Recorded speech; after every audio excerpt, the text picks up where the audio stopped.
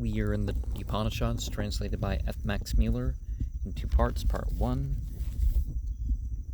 3, the introduction to the Aitareya-Aranyaka, and giving a translation of the Aitareya Upanishad. I found it necessary to give at the same time a translation of that portion of the Aitareya-Aranyaka, which precedes the Upanishad. The Aranyakas seem to have been, from the beginning, the proper repositories of the ancient Upanishads, though it is difficult at first sight to find out what relation the Upanishads stood to the Aranyakas. Of course, not you, the whole Upanishad thing. The Aranyakas are to be read and studied, not in the village, Brahma, but in the forest, and so are the Upanishads. But the subjects treated in the Upanishads belong to a very different order from those treated in the other portions of the Aranyakas, the former being philosophical, the latter liturgical. The liturgical chapters of the Aranyakas might quite as well have formed part of the Brahmanas, and, but for the restriction that they are to be read in the forest, it is difficult to distinguish between them and the Brahmanas. The first chapter of the Aitareya-Aranyaka is a mere continuation of the Aitareya Brahmana, and gives the description of the Mahavrata, the last day, but one of the Gavamayana, a Satra, or sacrifice, which is supposed to last a whole year. The duties which are to be performed by the Hotra priest are described in the Aitareya-Aranyaka, not all, however, but those only which are peculiar to the Mahavrata day. The general rules for the performance of the Mahavrata are to be taken over from other sacrifices, such as the Visvagit, Katarvimsa, etc., which form the type of Pekrite of the Mahavrata. Thus, the two sastras, or recitations, called Agya Prauga, are taken over from the Visvagit. The sastras of the Hotrakas from Katarvimsa. The Mahavrata is treated here as belonging to the Gavamayana Sitra, which is described in the different Sakta. See Taittiriya Samhita 7:5-8, and partially in other Vedas. It is the day preceding the Udayaniya, the last day of the Satra, and is celebrated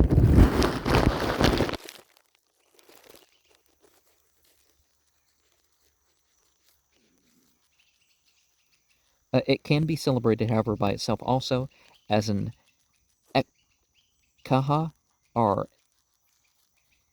Ahina sacrifice, and in the latter case, it is the 10th day of the Ekad Asaratra 11-night sacrifice, called Pundarika. Ekada Saratra. Okay. Sayana does not hesitate to speak of the Aitareya-Aranyaka as a part of the Brahmana. Aitareya Brahmana Ste Kandam Aranyaka Bidam. Introduction, a remark which he repeats in the 5th Aranyaka. He also speaks of the Aranyaka Vratarupam Brahmanam. See page 114, 124. And a still earlier authority, Sankara, by calling the Aitareya Upanishad by the name of Vrika Brahmana, Upanishad seems to imply that both the Upanishad and the Aranyaka may be classed as Brahmana. The Aitareya-Aranyaka appears at first sight a miscellaneous work consisting of liturgical treatises in the first, fourth, and fifth Aranyakas and of 3 Upanishads in the second and third Aranyakas. In the same manner, the Kaushitaka Upanishad is properly called Kaushitaka Brahmana Upanishad, although occurring in the Aranyaka, and the Kaushitaka Brahmana Upanishad, by Cowell, page 30. This, however, is not the case. The first Aranyaka is purely liturgical, giving a description of the Mahabharata so far as it concerns the Hutra priest. It is written in the ordinary Brahmana style, then follows the first Upanishad, Aranyaka 2, 1-3, showing how certain portions of the Mahabharata, as described in the first Aranyaka, can be made to suggest a deeper meaning and ought to lead the mind of the sacrificer away from the purely outward ceremonial to meditation on higher subjects without a knowledge of the first Aranyaka. Therefore, the first Upanishad would be almost unintelligible, and though its translation was extremely tedious, it could not well have been omitted. The second and third Upanishads are not connected with the ceremonial of the Mahabharata, but in the fourth and fifth Aranyakas, the Mahabharata forms again the principal subject, treated, however, not as before in the style of the Brahmanas, but in the style of the Sutras. The fourth Aranyaka consists of nothing but a list of Mahanamni hymns, but the fifth describes Mahabharata again, so that if the first Aranyaka may be looked upon as a portion of the Aitareya Brahmanas, the fifth could be best classed with the sutras of Asvalayana. See Botling and Roth, SV Nun Vedish, verse D in Ihren Vorostendgen wordt laut aber noch nicht nachgewiesen sind. Weber Inges Studien 868. How these hymns are to be employed we learn from the Asvalayana Sutras 7, 12, 10, where we are told that if the Ud get res, singular sakvara, saman as the prish Vastotra, the 9 verses beginning with the Vida Magavan are known by the name of Mahanamni, are to be joined in a peculiar manner. The only excuse given why these Mahanamnis are mentioned here and not in the Brahmana is that they are to be studied in the forest. The second and third, to a certain extent, this fact, the composite character of the Aitareya-Aranyaka is recognized even by native scholars who generally do not trouble themselves much on such questions, and look both on the Aitareya Brahmana and on greater portion of the Aitareya-Aranyaka as works of an inspired Rishi Mahidasa Aitareya, but they consider the fourth and fifth books of the Aranyaka as contributed by purely human authors such as Asvalayana and Saunaka, like other Sutrakaras, took in verses belonging to other sakas and did not confine their rules to their own saka only. And of course, the prophetic figures of all sorts of nations are divinized by people, so, But there is a difference between, just some scholar composing stuff and some guy who has his spiritual experiences put down.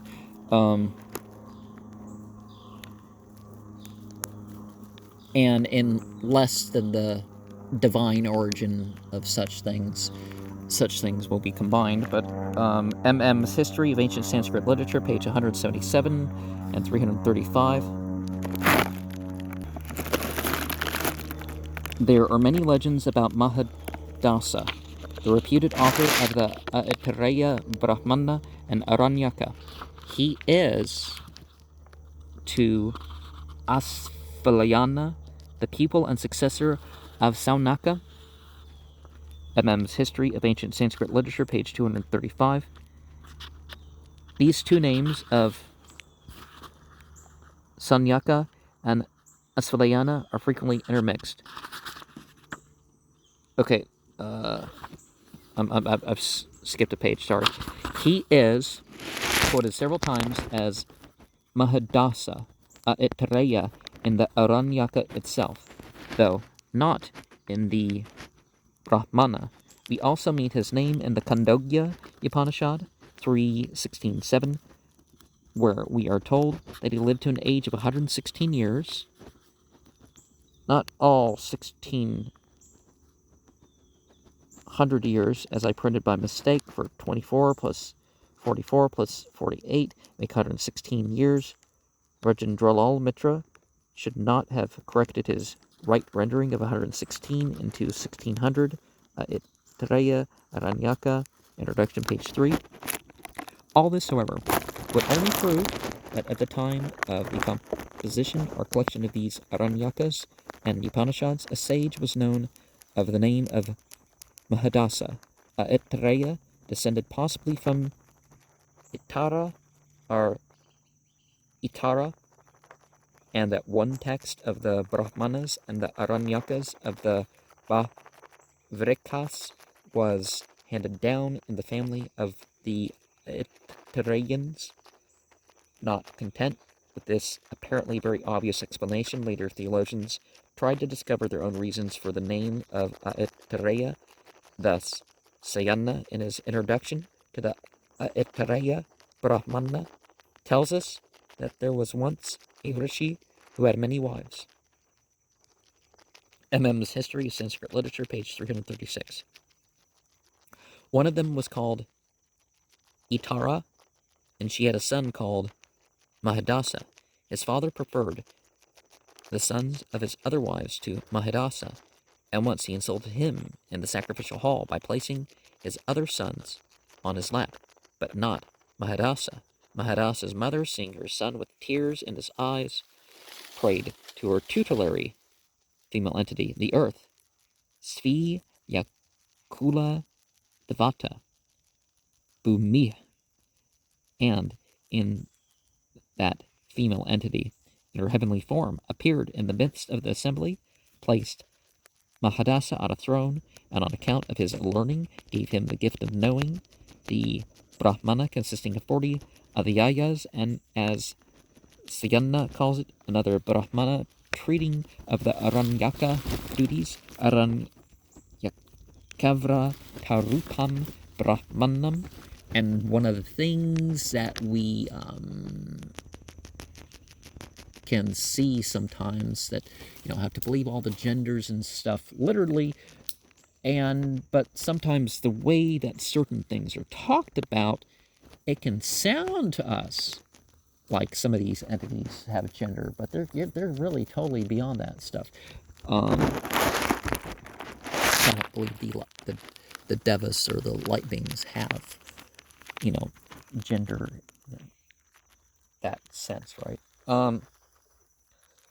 Without attaching much value to the legend of Itara, we see at all events that Sayana considered what we call the Aitareya-Aranyaka as a kind of Brahmana, not however the whole of it, but only the first, second, and third Aranyakas.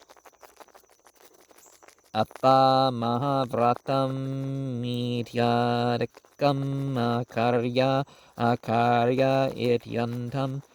How easy it was for Hindu theologians to invent such legends, we see from another account of Mahadasa given by Anandatirtha in his notes on the Aitareya Upanishad. He, as Colebrook, was the first to point out, takes Mahadasa to be an incarnation of Narayana, proceeding from Visala, son of Abga. He adds that on the sudden appearance of this entity at a solemn celebration, the whole assembly of entities and priests, Sura Viprasanga, fainted, but at the intercession of Brahma, they were revived, and after making their obeisance, they were instructed in holy science. This avatara was called Mahadasa because those venerable personages, Mahin, declared themselves to be his slaves, Dasa. In order properly to understand this legend, we must remember that Anandatirtha, or rather Visvara Tirtha, whose commentary explains, treated the whole of Aitareya-Upanishad from a Vaishnava point of view, and that his object was to identify Mahadasa with Narayana. He therefore represents Narayana, or Hari, as the avatara of Visala, the son of Brahman. Abhasuta, who appeared at a sacrifice, as described before, who received them as the name of Mahadasa or Mahidasa, and who taught this Upanishad. Any other person beside Mahadasa would have been identified with the same ease by Visvaratirtha with Vishnu or Bhagavat. And one of the things that we can look at that really is that, so which name of divinity or which quality or whatever you want to call it was being conveyed. And avatar doesn't necessarily mean that, God is incarnated, but the will of God is incarnated through such and such messenger, because, the sent one is a way to think of it. Apostle, Rasul, various things like that. A third legend has been made up out of these two by European scholars who represented Mahadasa as the son of Visala and Itara, two persons who probably never met before, for even Vaishnava commentator does not attempt to take liberties with the name of Aitareya, but simply states that the Upanishad was called Aitareya from Aitareya. Leaving these legends for what they are worth, we may at all events retain the fact that whoever was the author of the Aitareya-Brahmana and the first three books of the Aitareya-Aranyaka was not the author of the two concluding Aranyakas, and this is confirmed in different ways. Sayana, when quoting his commentary on the Rig Veda from the last books, calls it a sutra of Saunaka, while the fourth Aranyaka is specially ascribed to Asvalayana, the pupil and successor of Saunaka. M.M.'s History of Ancient Sanskrit Literature, page 235. These two names of Saunaka and Asvalayana are frequently intermixed.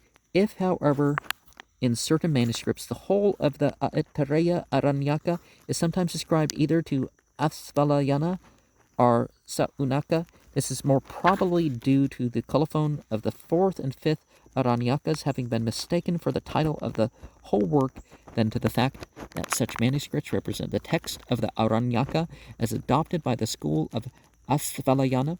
The Aitareya-Aranyaka consists of the following 5 Aranyakas. The first Aranyaka has 5 adhyayas. The first adhyaya, Atha Mahavratam, has 4 kandas, 1 through 4. The second adhyaya, Atavaratham, has 4 kandas, 5 to 8. The third adhyaya, Hinkarana, has 8 kandas, 9 through 16. The fourth adhyaya, Atha Sudha Dopah, has 3 kandas, 17 through 19. The fifth adhyaya, Vasam Samsata, has 3 kandas, 20 to 22. And so 6 through 14, Vavrika Upanishad, Aitareya Upanishad, would only be 9 through 11 here. The second Aranyaka has 7 adhyayas. The first adhyaya, Esha Pantha, has 8 kandas, 1 through 8. The second adhyaya, Esha Imam Lokam, has 4 kandas, 9 through 12. The third adhyaya, Yohava Atmanam, has 8, not 3, kandas, 13 through 20. The fourth adhyaya, Atma Va Idam, has 3 kandas, 21 to 23. The fifth adhyaya, Purusha Hava, has 1 kanda, 24. The sixth adhyaya, Ko Yam Atmete, has 1 kanda, 25. The seventh adhyaya, Van Me Manasseh, has 1 kanda, 26. The third Aranyaka has 2 adhyayas.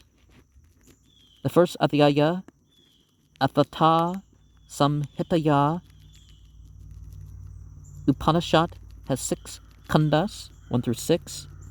The second adhyaya, Panovamsa Ita Sita Vera Sakalya, has 6 kandas, 7 through 12, and I guess what we have listed as 15 through 18 is not listed under the Virka Upanishad.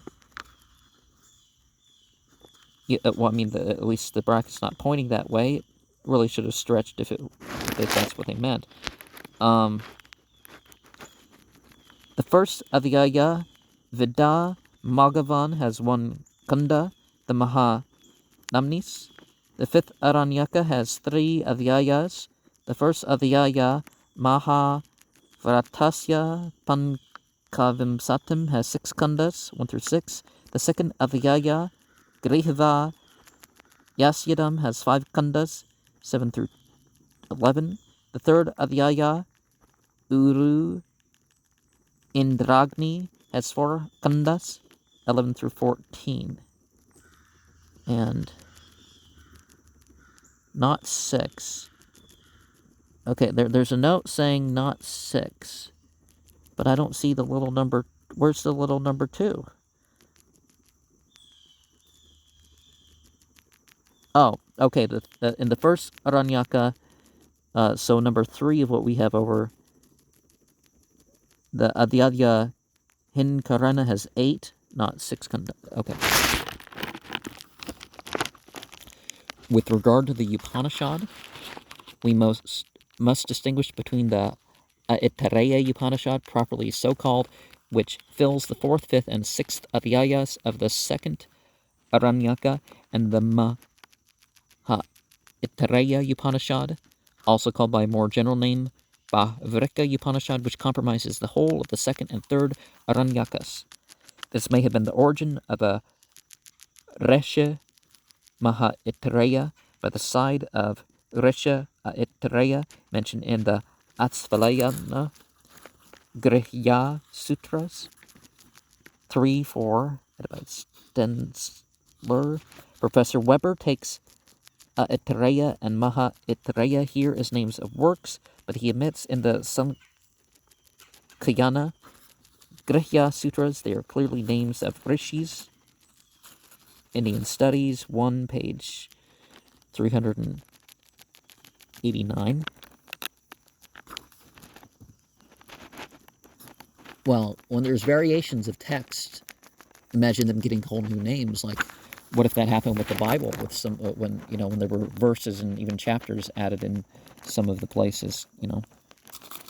The Persian translator seems to have confined himself to the second Aranyaka, to which he gives various titles: Serbsar, Asarbe, Entreteh.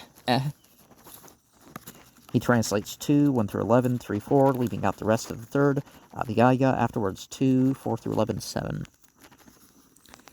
That Entreteh